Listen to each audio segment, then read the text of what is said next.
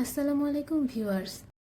আমি যখন কাঁচা আটার রুটি বা পরোটা বানাই, যখন এরকম ডো বেঁচে যায় সেটা ফ্রিজে রেখে দিই, পরবর্তীতে সেটি দিয়ে আবার রুটি বা পরোটা বানাই। তো সেই ডো দিয়ে আমি আজ শর্টকাটে নিমকি বানিয়ে দেখাবো। শুধু এর সাথে সামান্য কিছু কালো জিরে অ্যাড করব।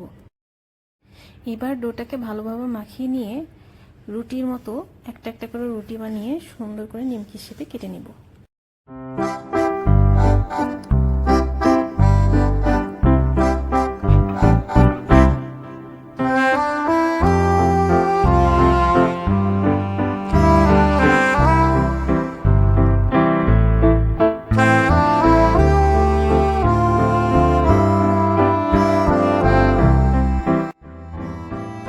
এবার তেলে সবগুলো দিয়ে দিব।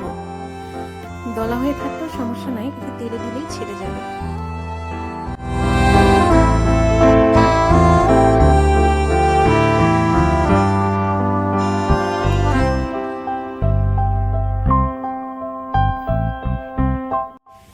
দেখুন শর্টকাটে কত সুন্দর নিমকি রেডি হয়ে গেল।